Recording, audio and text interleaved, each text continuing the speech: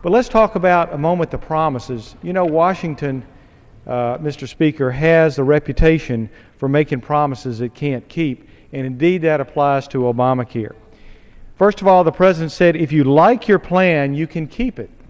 Well, we know that's not true. We know now that you're going to get whatever plan and mandates that go with it, and you'll have to pay the cost that goes with it. Obamacare will not add one dime to our deficits. The CBO has now come back to show that the early estimates were way out of line.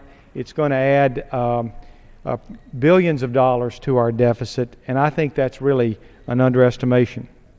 Quote, no federal dollars will be used to fund abortions, and federal conscience laws will remain in place. Federal conscience laws have been totally gutted. We know that, for instance, Hobby Lobby will be fined to the tune of millions of dollars as a result of its unwillingness to pay for abortifacients, that is, pills that can cause an abortion, and other things that are against the conscience of those who are in management and ownership there. President Obama said, I will protect Medicare, quote, end quote. Well, if he's going to protect Medicare, why did he take $716 billion out of Medicare to fund Obamacare? He says that's savings. Well, if we could save that kind of money out of Medicare over 30, 40 years, why didn't we do it once? We didn't because we can't without changing it structurally. It'll simply be cuts to services. Obamacare will not raise any of your taxes. Mr. Speaker, Obamacare includes 21 new taxes, and they're not just on rich people. About half of them are on the middle class. And I'll just give you an example of one very nasty tax that's coming your way. If you're a business owner, there is a tax 3.8% on unearned income, which includes capital gains, dividends, rents, royalties, and interest, which means that you're going to get hit hard and very hard.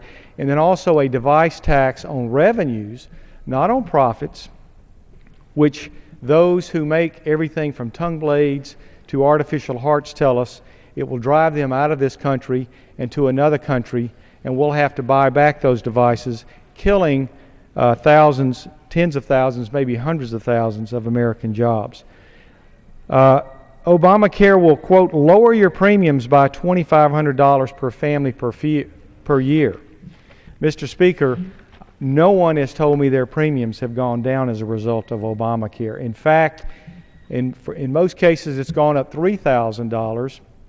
That's a net $5,500 change, and many of them are expected to double and even triple as a result of Obamacare. You can't just keep adding mandates to insurance and expect not to have to pay for them. That's just a simple truth. Fleming. I just wanted to expand a moment on what you were talking about, small businesses, critical.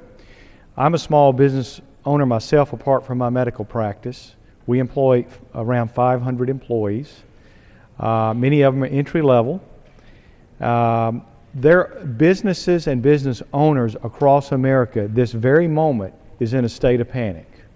Mr. Speaker, businesses across the country are this moment, because of Obamacare, in a state of panic. And the reason is because of what you said. They're calculating if they have more than 50 employees, they've got to ratchet below them if they can.